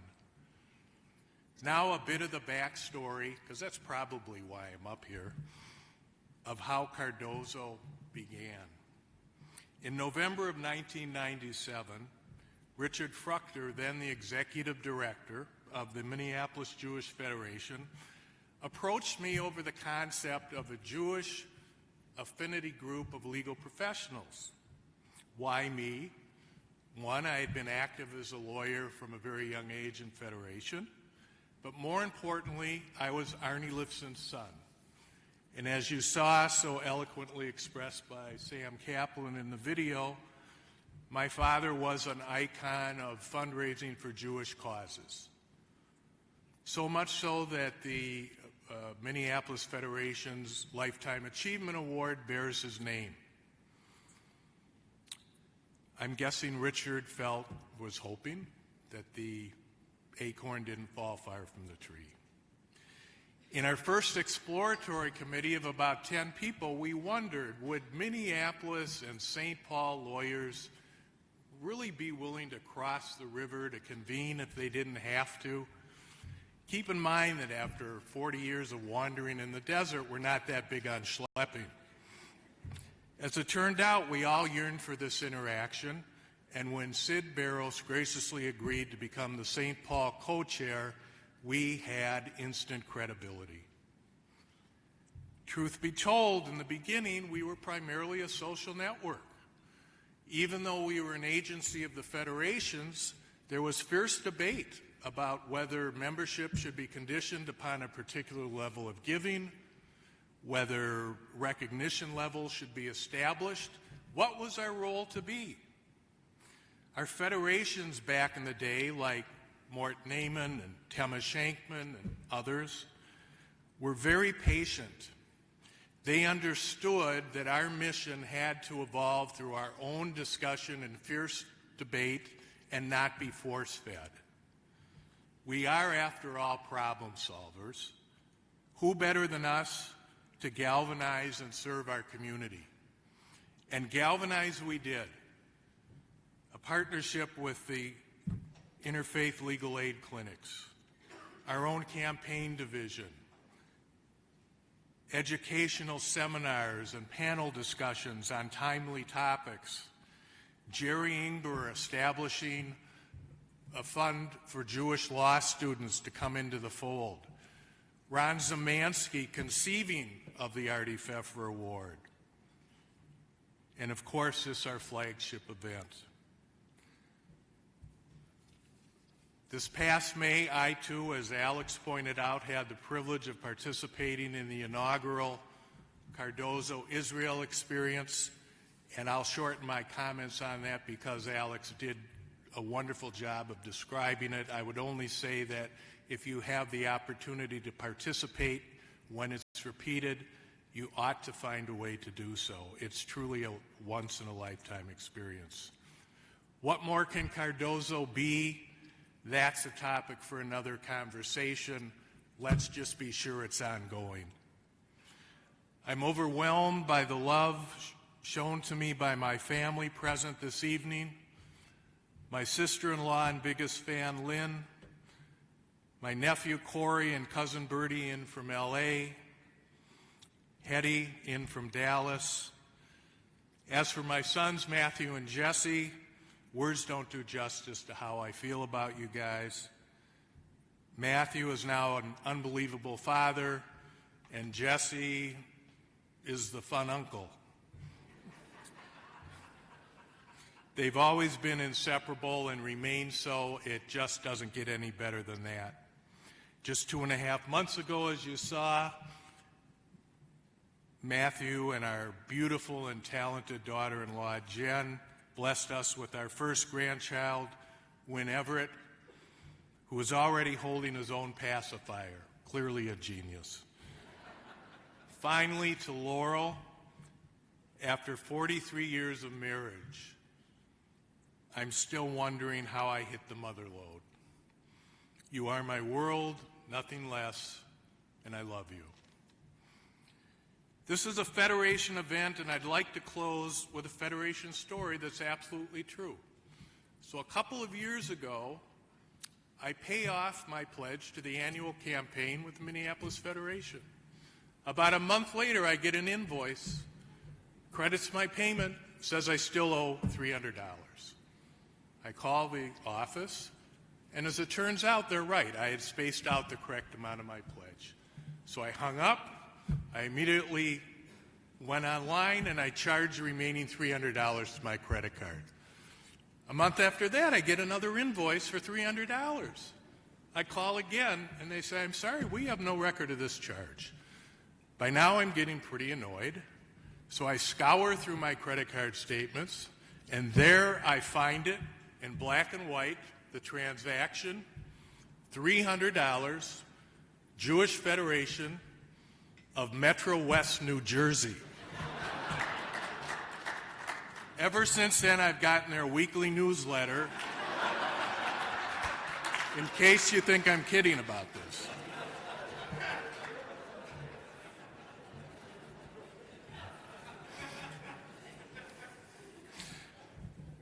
I leave you with a favorite quote of mine attributed to Anne Frank.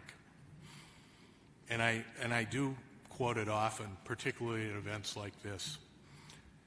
No one has ever become poor from giving. As demanding as our profession can be, it is all the more important that we find the time to give of our knowledge and expertise, to give of our resources, and to give of our hearts. I'm so proud to be associated with the inception of this organization, and I accept this award with tremendous appreciation and humility. Thank you and good evening.